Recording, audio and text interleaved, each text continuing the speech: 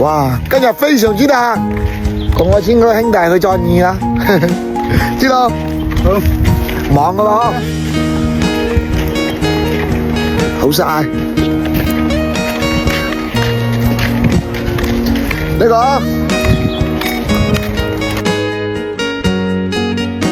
我哋簽嗰隻塘有幾年都冇觀過哋，聽講有好多大條魚裏面個。今日朝頭早就撈幾個發條過來放網作魚。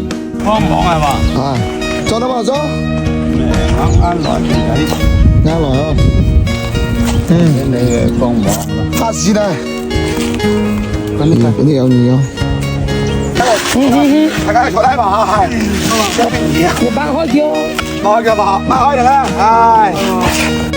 應該每一個喺農村大個，都有一個關於作義個美好童年回憶吧。睇睇我朝頭早撈幾個發小，今日可以收穫幾多嘢。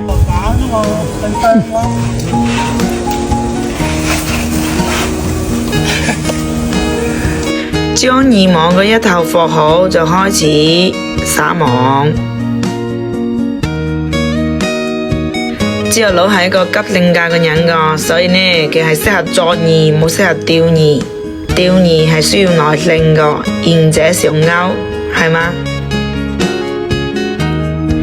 都係羅非魚比較多。有啲羅非仔。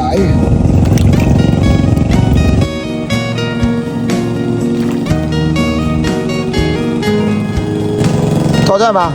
嗯。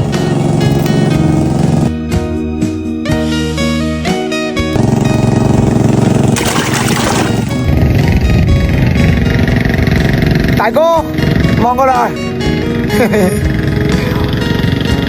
如果沒有他，你會愛我嗎？我很想知道你的真心話。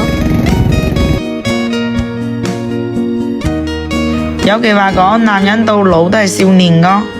我認為嗰句話就好符合我朝頭早啦。佢講我係養食魚，係享受作義個過程㗎。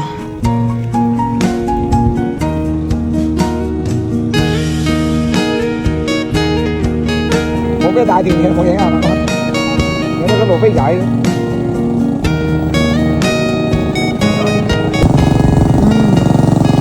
細路仔太多人。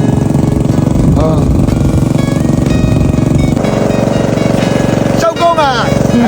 哎呦，嗰個就係今日個收穫啦。個魚靚嘛你講，細兜啲仔哦，嗰度大燈。